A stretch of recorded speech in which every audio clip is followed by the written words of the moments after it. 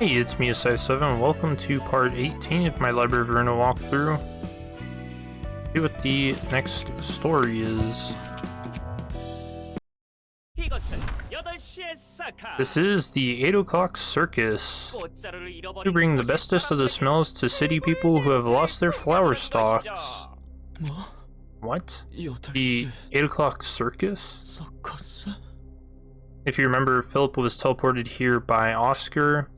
And funnily enough, Wedge Office was dealing with the 8 o'clock circus while Dawn Office was getting killed in the library. Don't tell me, do you perhaps not know what a circus is? Well, no matter. Venturing into unknown taste always comes with a stomachache after all. We are the circus whose singular purpose is to spread the flower seeds of the people. 10 people could become clowns and blow up 1,000 flowers? Oh, just imagine how wonderfully joyous this world would be. Bullshit, this is... Oh, these are... Oh, what the... These are all people.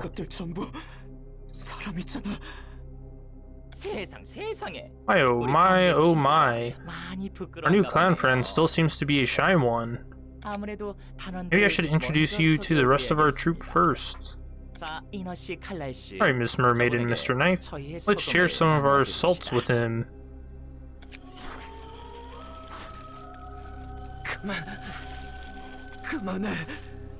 Stop. Stop it. Oh dear, oh my. Looks like Miss Mermaid didn't have enough practice with her scaly mane. You lackadaisical girl. Her voice is too small. Are you feeling timid all of a sudden, whatever the case? You maniacs. This is all abnormal. Who gets to decide what's normal, what's abnormal now? Everyone wears a hat weaved from fancy rats on their head. Could that be considered normal? Well, technically then it would, yes. You won't ever get to be considered normal, that's for sure. Oh, Rump, you're such a rude fellow, aren't you? 8 o'clock circus. I remember. You're the ones who kept the Wedge Office busy, and everyone at Dawn Office died in the library because they couldn't help. If it weren't for small fries like you, maybe my master and Sion Bei would have been safe and sound. Talk about a coincidence. You're actually starting to give a similar stink as mine. But the stench isn't strong enough just yet. You're still too fragrant. Shut up. I'll slay you, here and now. Still smells good. Way too good. What if we mix that fragrance with a filthy smell to create a new boggy scent? Okay, alright. Let's perform with me, shall we? Young Philip. Master? Sion Bei? What the? What are you? Big hand for the 3 clowns who will lead the show. Clappity clap. I can't lie, that sound effect kind of startled me a bit. What the hell have you done? Oopsie daisy, you're making such a humpy face. Surprise is a stimulant, one that leads to laughter and entertainment. A true flower only blooms after you have faced your biggest inner abscess and squeezed all the pus out of it. You can't laugh to your heart's content until you've swallowed the fragrant pus of sadness whole, you know? That's where I would like to help you. Philip, I'm sorry I couldn't answer what you asked back then. Oh, what an unexpected turn of events. But Master already has a wife and children. Talk about childish. This is such a typical telenovela we have here. Shut up. Don't you dare insult my 2 mentors with these false illusions. Pardon? I would never. Isn't what you're seeing right now the putrid scent that you believe to be true in your heart so blindly and obviously? Whether it's true doesn't matter. You were so certain about it too. I don't get why you could be trying to denounce your own claims now. You're pausing it at just the right moment, like it's a rerun you've watched over and over. There's got to be a reason. Shut up. Shut the hell up.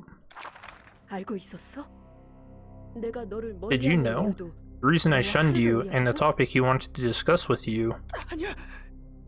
No, this has to be a dream. That pesky damn clown.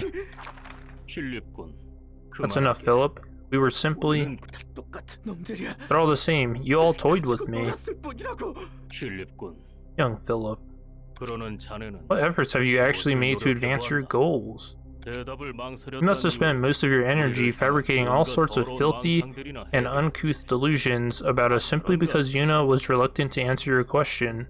Am I wrong here? Do you think you have any right to blame us? Stop. Stop it, How pathetic. You ran away alone, and now you're playing the victim. It's your incompetence, and you didn't even try to fix it. All you were doing was shamelessly looking for excuses. You ran off without telling us yourself that it's to save us, and now you're blaming us for it. You're believing whatever you want to believe, because it makes you feel better. Isn't that true? After all, it's much easier to pretend that you're thinking of others before yourself, rather than accept who you really are. You both abandoned me, died like that. You still haven't realized. It was foolish of me to put my trust in you. Shut up, why do you show up now and haunt me? You keep bothering me till the end. Just leave me alone now. Hey, it's Pluto. It would appear that you require assistance. Not feeling quite talkative, are you? Well, it's fine. We have all the time in the world, so let us open up inch by inch. When a person feels victimized or vexed, someone has to reach out to them and give them a helping hand. I shall be that someone for you. That is what I am here for. Now, hold my hand. Alright, I will kindly extend my arm this far for you. Are you going to make my wish come true? If you utter your wishes, I will give you what you need to make them come true. Does this offer still sound unsatisfactory? I can grant you strength to avenge yourself on that prankster who inflicted much suffering upon you, or I can provide you with powerful weaponry to save the two people you cherish. I don't want to hear anything. I don't want to see anything, or speak anything. Tired of it all. Right now, all I want is to just cry out loud. But of course, I can help you with that. Pay close attention to her voice.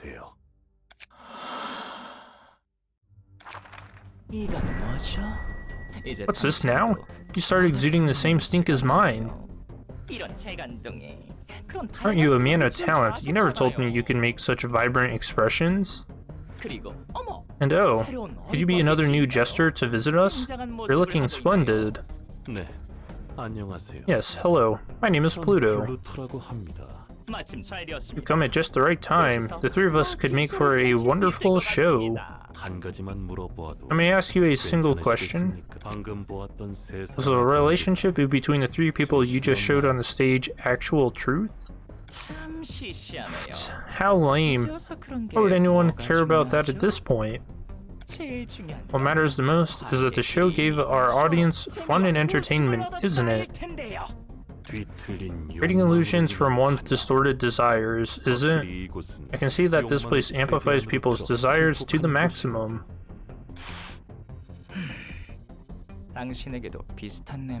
Sniff sniff. You're also a rather smelly individual. Oh, did you also hear her voice? Never mind that. Now, the audience is waiting, so please join me in the rest of the show. I'm afraid the circus must come to an end as of today. Golly, what are you even talking about now? Philip, here's an invitation for you. Move onward. And Oswald, I invite you to a far grander stage, where you can hold the greatest show you could imagine. One miserable guy, I gotta say. Are you sympathizing with him after all this time? You called him selfish and dangerous the last time we saw him. I mean, that's not really showing sympathy if I had to explain. I still think Philip is hopeless personality-wise, but the circumstances he's getting into don't seem to be helping his emotions at all. I know I said tragedies like that are common, but he probably still feels cornered, you know what I mean? He seemed pretty close to overcoming that, but then that clown named Oswald broke his will again. So it's hard for me to just laugh. I don't really enjoy watching others rolling in a pit of misery, like it's some kind of entertainment show. Oh, not trying to be sentimental, of course. That's that, and this is this.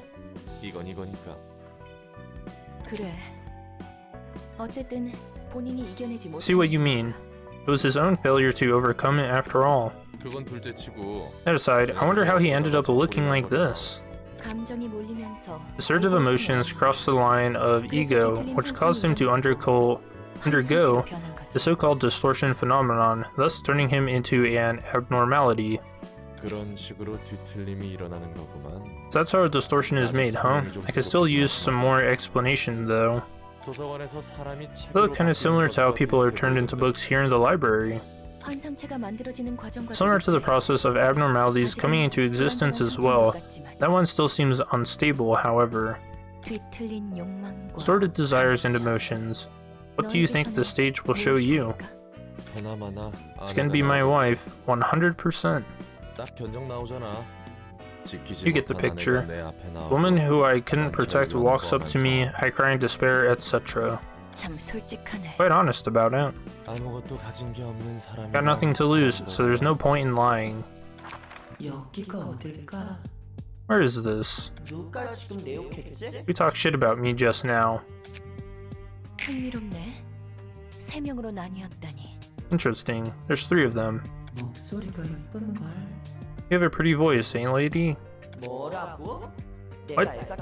You don't even want to deal with me because I look like a kid? That lady with a pretty voice just stare us down or something? Yeah, she did. Talk about a weird place. How uncouth. Well, guess or guess, I suppose. What now? What's up with this noise? I bet that one's making all kinds of insults at me. See that door behind me? You'll go through there. Door? Yeah, doors are good. Where's that door at, though? She's pointing at something. Is she telling us to fuck off over there? Make haste and get in. I don't feel like getting caught in your annoying powers.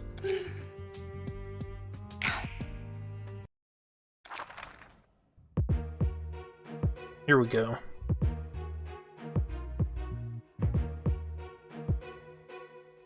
So I'm going to be using Malchus 4 for this, specifically to synergize with being able to spam ink over as much as possible.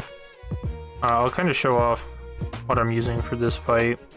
A whole bunch of slash stagger damage and bleed. Just MS page, really good. Clash potential. Eugen's page, so that I can try and get up to maximum health using corpse cleanup. You'll see why. Anton's page just for a ton of defensive capabilities. And then Bamboo-Headed Kim.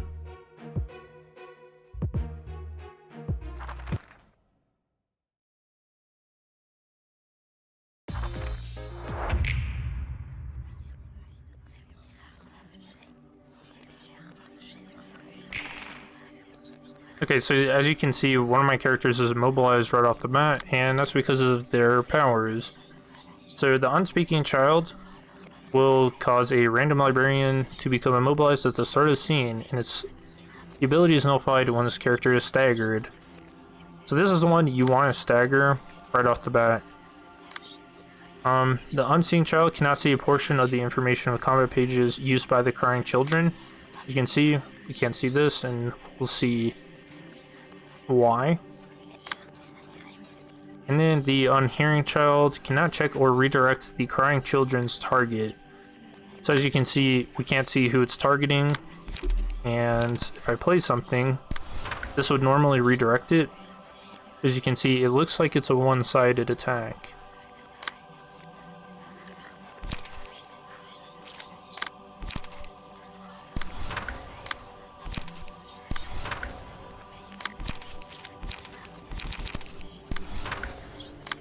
So we're gonna immediately try and go for a stagger on the unspeaking child.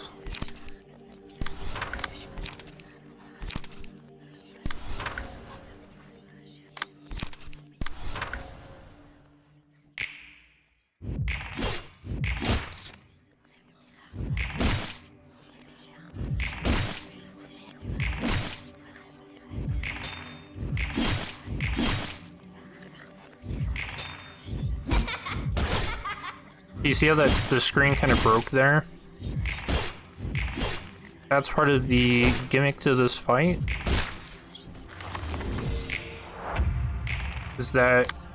So the reason why the effects for these are hidden is because one of them has the effect that makes them... it changes all the resistances to fatal if you wouldn't clash against it.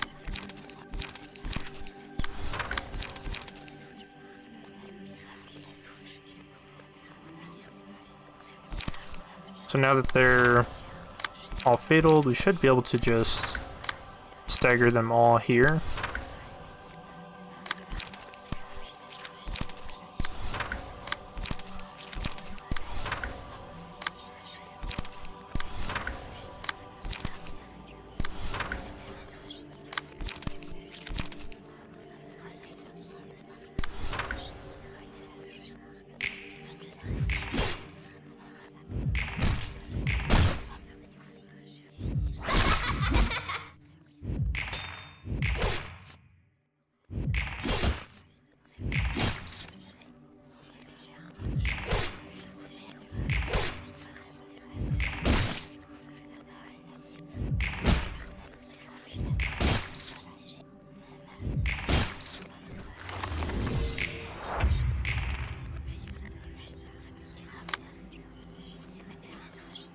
I really want to get this kill with Maxim. Actually, no, I want to get it with Malkuth because she doesn't have any motion coins right now.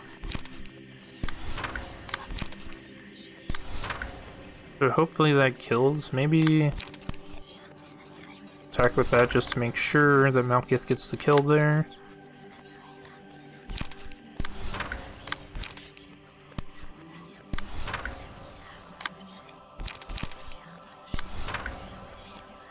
Okay, I don't think I'll kill this one for this scene, but that's okay. I'll just kill it next turn.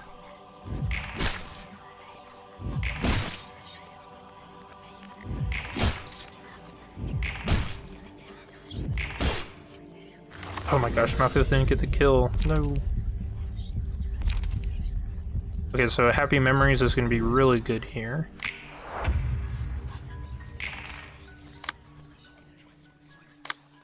This is what it looks like. Now we can see all the information.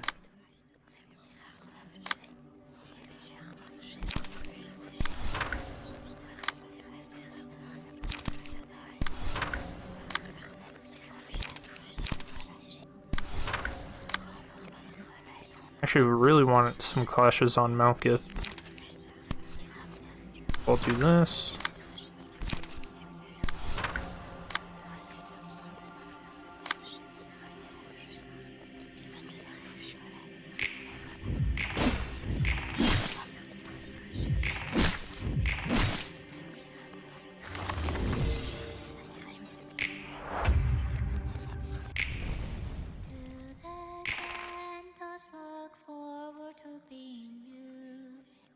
Okay, so there's music playing. I'll go ahead and turn it up.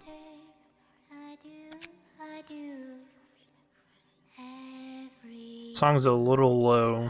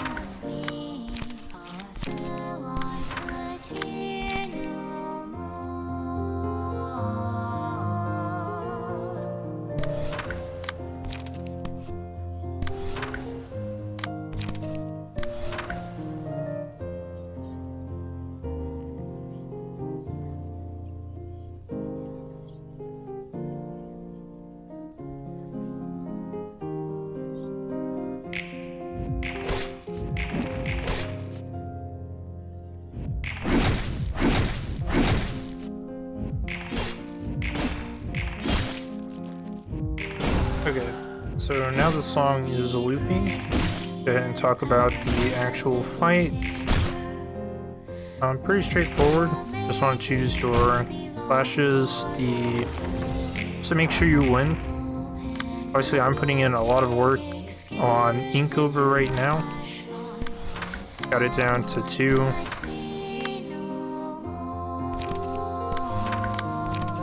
I should be able to kill here.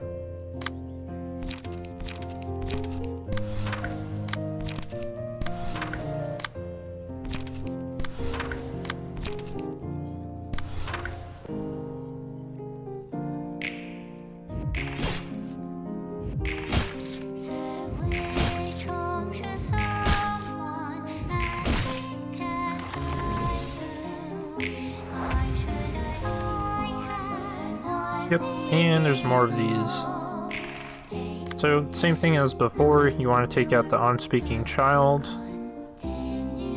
And this is why I brought in a ton of counter dice.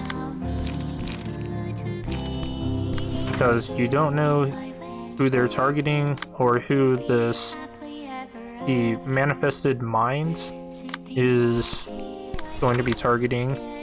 And counter dice can kind of deal with that.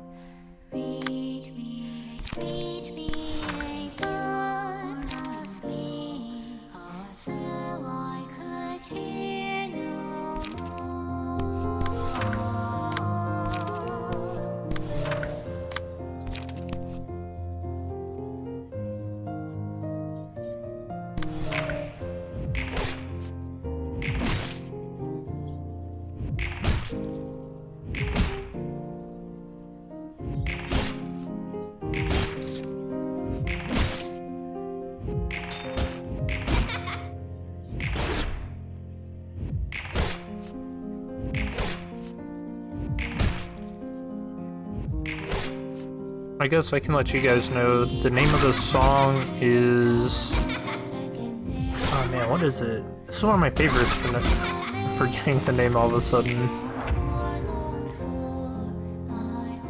Oh, it's called And Then Is Heard No More. That's what it is. So now here, we just want to stagger everyone.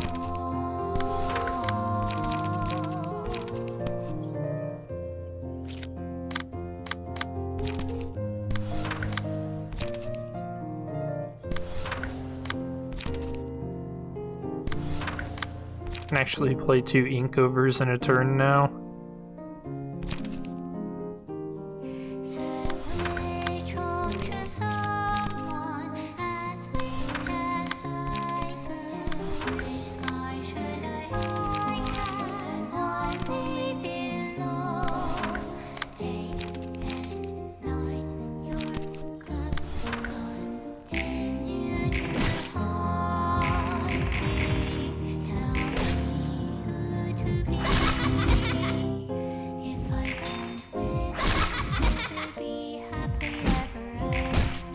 Alright, finally got it.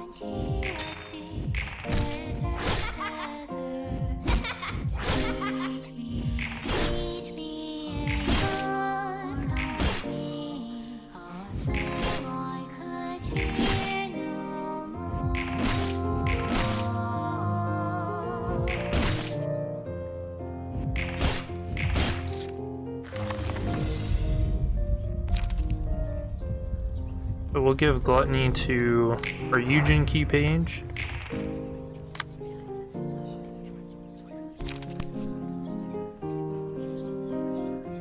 I'll see if I can't get a Boundary of Death proc here.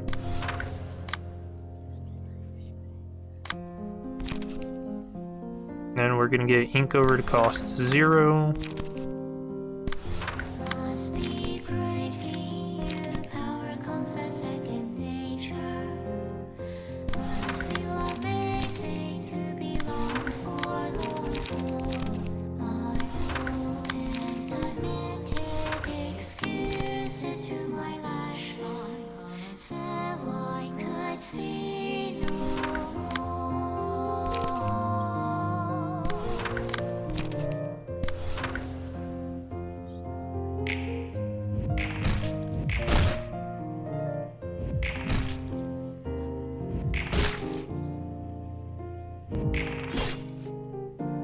Dang, we didn't get it.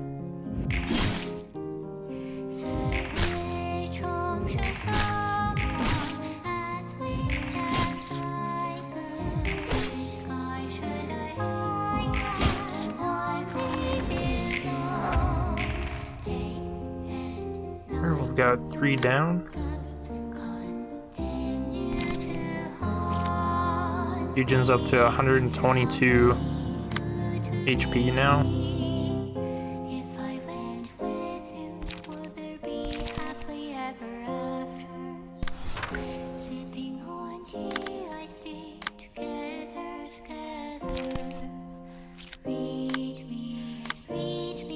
Trying not to play on characters who don't have a lot of cards in their hand right now.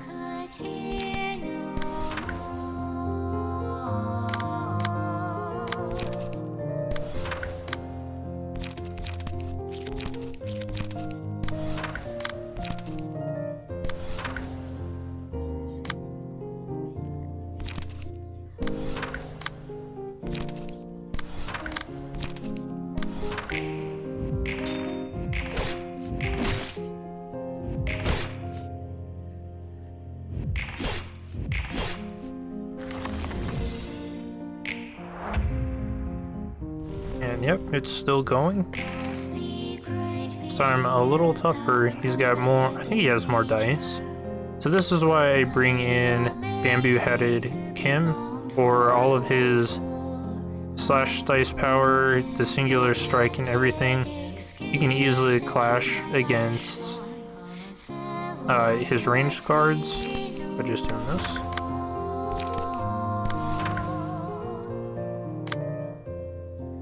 I've always found, I guess Kim wasn't added in when this fight first came out. But it definitely makes it a lot easier.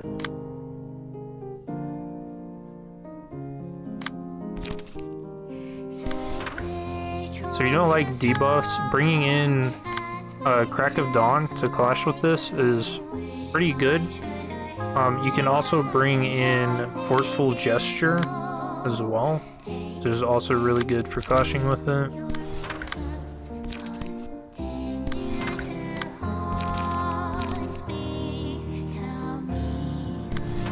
I'll use 2 Inkovers. Should I use 3? 3 Inkovers? That's wild.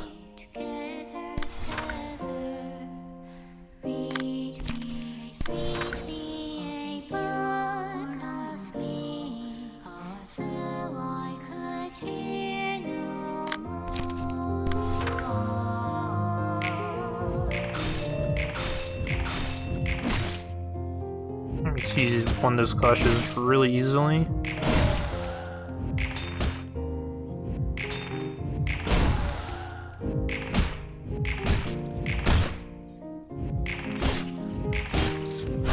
I'm gonna stagger him this turn. Okay, there's 1 Inkover. It's 2. There's 3. Look at that, 24 bleed. Up to 26.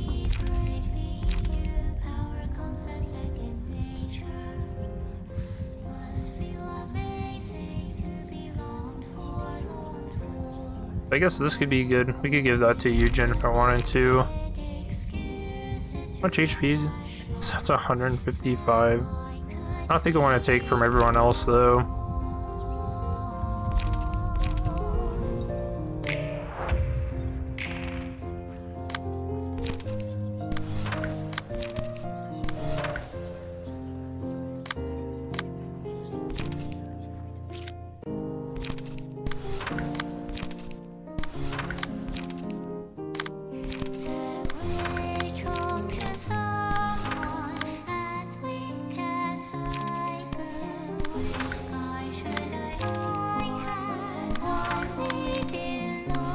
Okay, this should kill.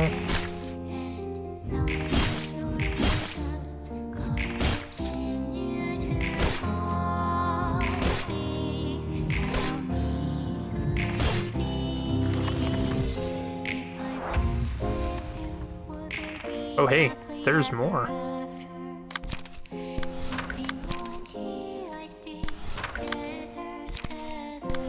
Yeah, that should be enough to stagger that one.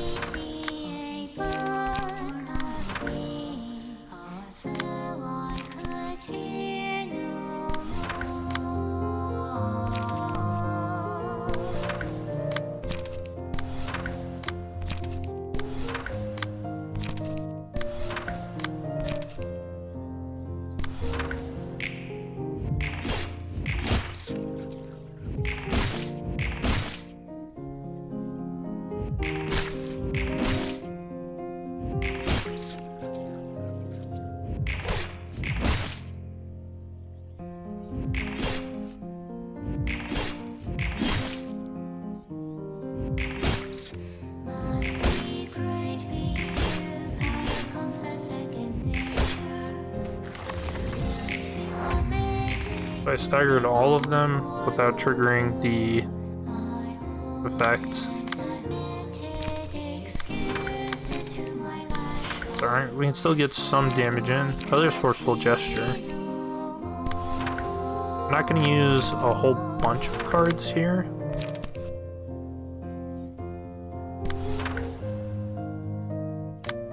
Because it's kind of just better to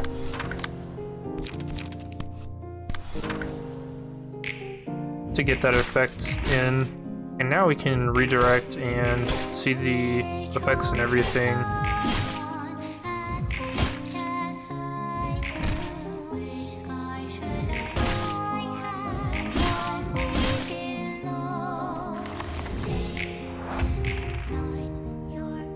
Yep, so here are the effects. And here's the Clash Lose one. That's the big one we want.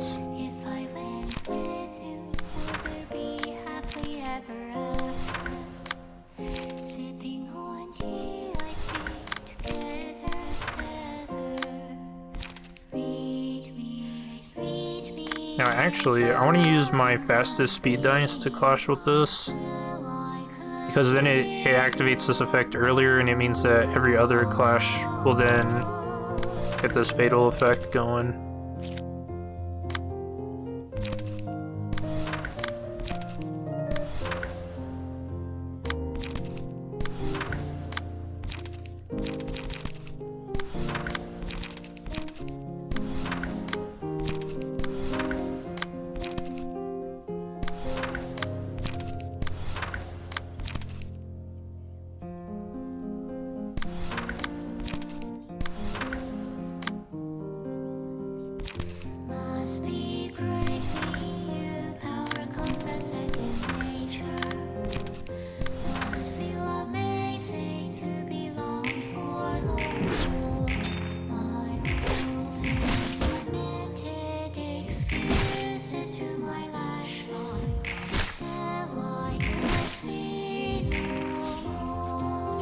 Hey, we got Boundary of Death to proc. Hell yeah.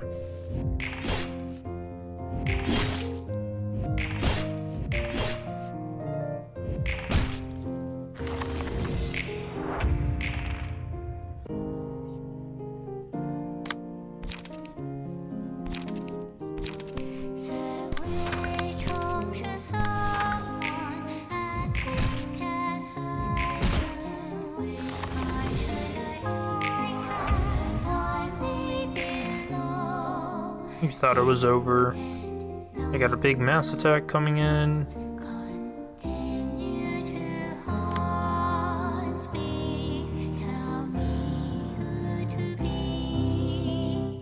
But you restore light and gain stagger now? Oh wow, I never noticed that. Okay.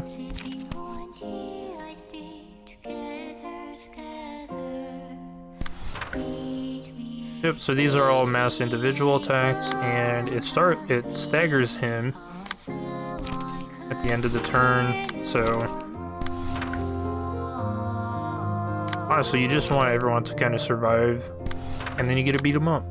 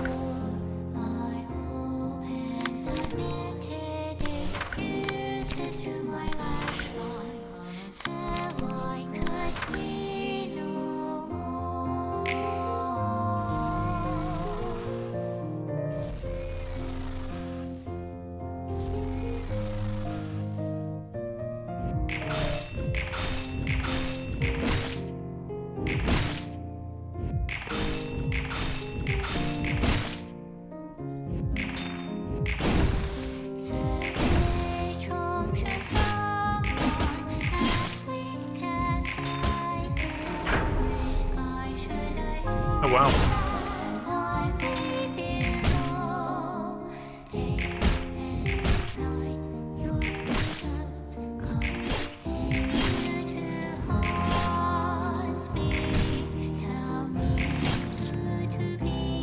And I didn't need him to stagger himself.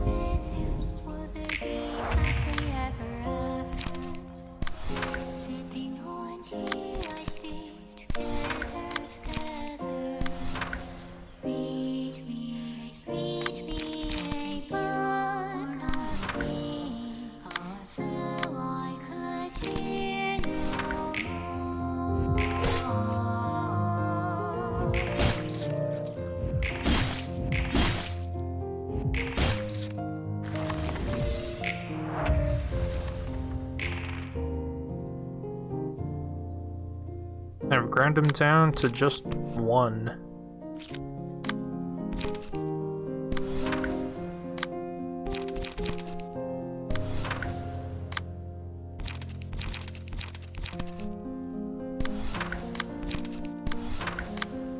Guess we might as well just go all out here.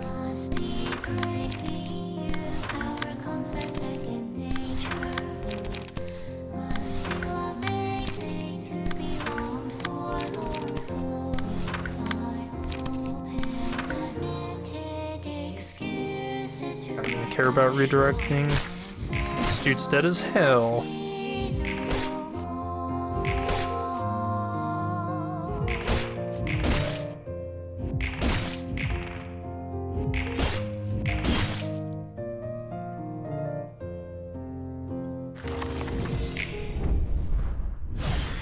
And that's all of them.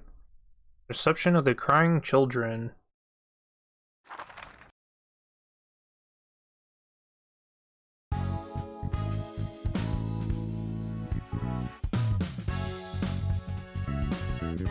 And we get a little blood stain on the cheek. For it. I don't know what I had this set at. Are we good enough? And then one of them separated itself from the big guy and got away while it was turning into a book. He was still his cowardly self deep inside, and nothing about him really changed. Must have been the library's will to let this happen. The library's will, huh? It does work in mysterious ways. I know how ugly the human mind can be, but that was just nastily explicit. Perhaps everyone has such a vulgarity deep inside their minds, covered up in layers of facade. The distortion unwraps all that to expose their true feelings? I cannot say for sure if it's the pure expression of their unadulterated feelings. I'm still uncertain whether it's the distortion unveiling the emotions or the emotions being distorted as they are revealed. They should reveal their most honest side nonetheless, having all their facades taken off. That ought to feel like being naked, huh? Nothing's as awkward and embarrassing as the moments right after letting out all your honest feelings. Star of the City.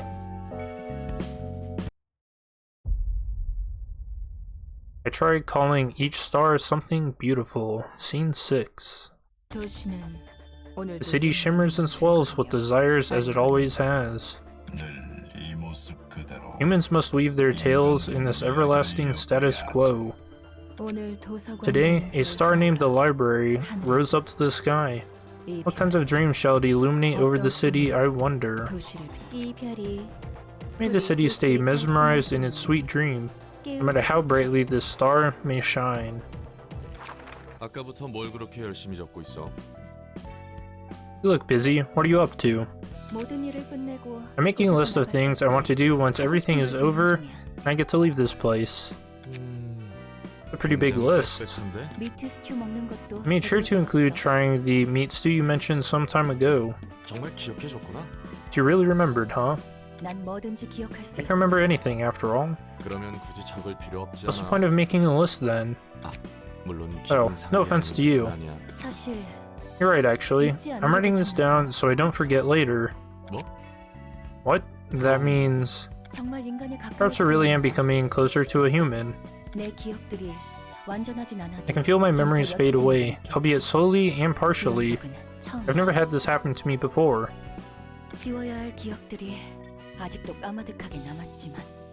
I still have mountains upon mountains of memories left to erase, though. Well, congrats anyway. Your earnest wish is finally coming true. Thanks. Now I'm writing down a list of things I want to do next. To dream of my next step. It's like a fence, like you taught me earlier. To dream, huh? What about you, Roland? What do you want to do first when you leave here? For one, I'm thinking about quitting being a fixer. I'm tired of it overall. Really? I don't know what kind of fixer you used to be, but from what I've seen by your side, you seem quite well suited for the job. Not only are you a skilled combatant, you're also adept at dealing with a multitude of situations and getting tasks done smoothly. Perhaps you really were a kick-ass, as you claim. To me, those traits seem to be the qualities that determine a good fixer.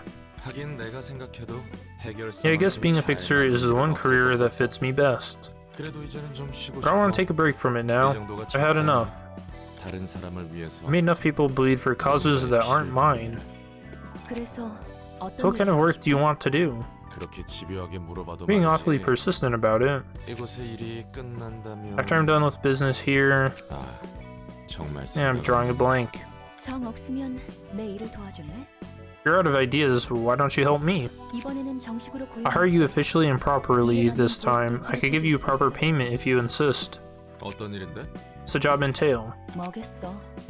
Things written on this list, of course. Look, I told you just now that... Don't worry, none of these are about harming anyone. I'll have had enough of that from running the library. Think about my next move as you advised. The first thing that came to my mind was freedom. Once I've had my revenge and earned my freedom, I thought it'd be nice to travel around the world without worrying about anything. Still, you're asking me to escort you throughout your trip? Don't be silly, I can defend myself just fine. All you need to do is be my companion to talk with. Looking at the guests who have visited us thus far, I doubt I'll ever get to make a friend who can get on with me as well as you do. Friend, huh? Was I just under an illusion? I have so few acquaintances I've known, and my relationship with those few people was nothing pleasant. Each of us was simply playing the designated roles on a stage. To them, I was merely a tool and a machine built to recite the script. Nothing more, nothing less. You mean the librarians? No. The Sephirot and the employees. We met in a different place under different circumstances than we could have been. Good colleagues, perhaps.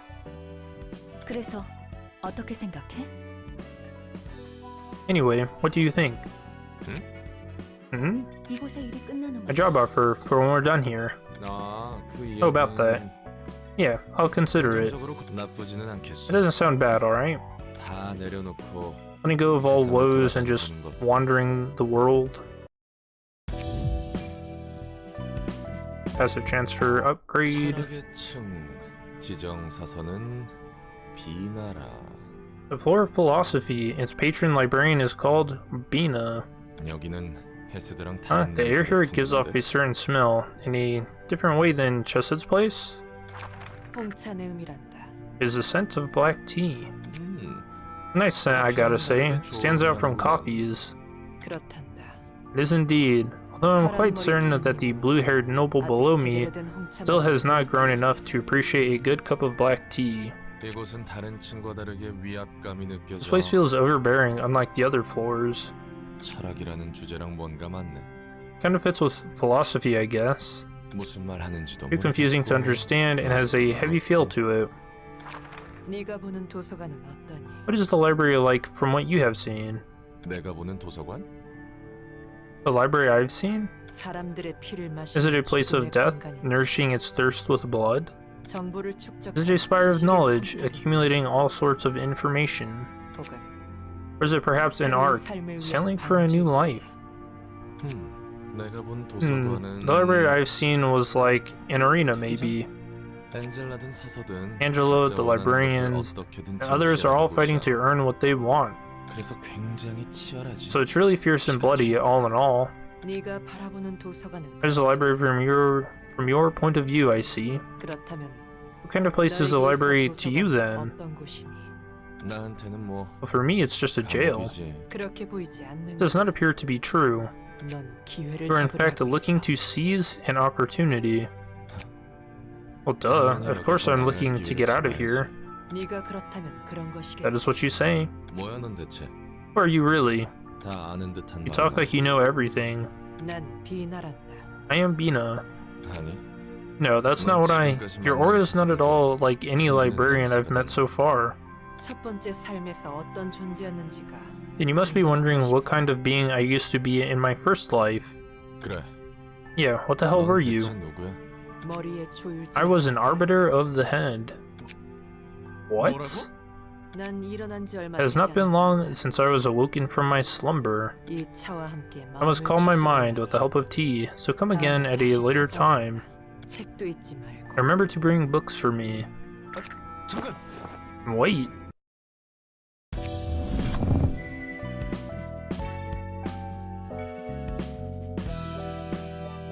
Alright. Good stuff. Now, let's try to burn his book.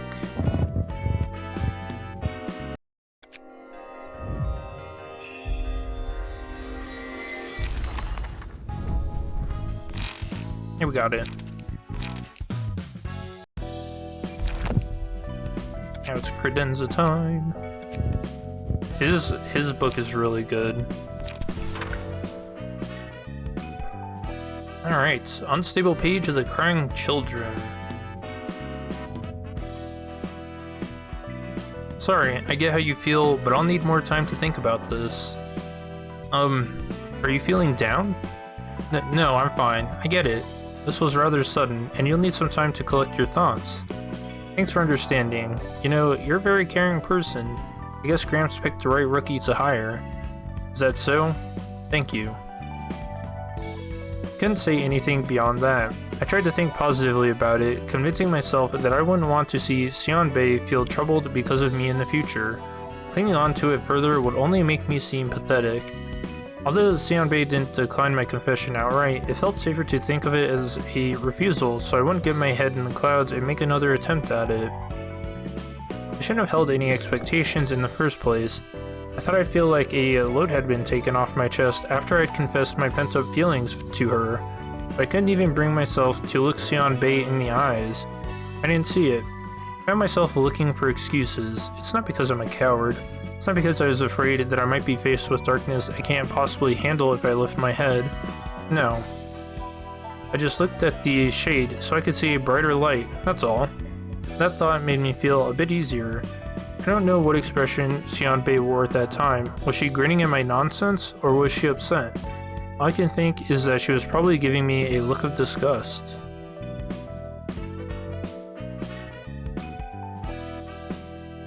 You gave a fine speech, but I must wonder if you're truly upset for the sake of Salvador and your other late colleagues. I'll go prepare myself. Closed the door on my way out. Was it because I didn't want to hear any more of it? Did I lack the energy to refute him? I had no time to reflect on the reason I left my seat. The one thing I couldn't stand was him putting the blame on me for leaving my master and Xianbei behind in that place they called the library when I escaped so that I could bring others to save them. A wise person once said that you must close your ears when someone utters useless words or speaks with harmful intention. Is the uselessness of a talk determined solely by one's standards? Maybe Oscar was right. Are his words useless and wrong because they distress me? Maybe I just didn't want to accept it. Consoling myself that I need some time to focus only on the grief of losing my master and Xianbei, I covered my ears. You're pausing it at just the right moment, like it's a rerun you've watched over and over. There's got to be a reason. Shut up, shut the hell up. Sometimes the human brain has difficulty telling reality from illusion.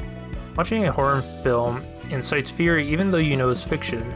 However, it's not always easy to discern the truth. They're standing right before my eyes reproaching me, but I can't dismiss them as mere illusions, even though they're dead, gone. There is no way they could be real. It doesn't make sense that I know what they're about to say otherwise. It couldn't be something they told me beforehand. When Xianbei was about to speak, I shut her up, as though I knew what was going to unfold. What could I gain from uttering what will harm me? Self-justification? Those words would have wounded me for sure, but they were also words that would protect me. Yet again, I'm running away from truth, vilifying others. It made me feel a bit better. Camille was right. All I had to do was make up reasons that are convenient to me. It's not my fault at all. They're the bad ones. It's derisive how shallow my admiration for my master and Xianbei was, changing my attitude toward them so easily out of selfish self-preservation. Nothing is more beautiful than knowing the truth, and therefore, nothing must be more shameful than admitting that what one believed in was a lie. I could have sworn I acknowledged my vice and embraced it. Although the process was a little unstable, I still felt ashamed for the truthless deeds I had done, and decided to cherish that negative part of myself as I am. Or so I thought. I stopped talking. I couldn't even tell what was appropriate to speak anymore. Turn a blind eye to all that tries to hurt me. Turn a deaf ear to words that will lead me down the wrong path. Turn a mute mouth to unnecessary evil. And last of all, act not. Make myself happy that way. I could no longer perceive anything. Yeah, what a troubled dude. I love his storyline so much. And there's a lot to look forward to now that we're a star of the city. In my opinion, this is where the real game begins. So stay tuned. It's going to be a wild ride. Peace.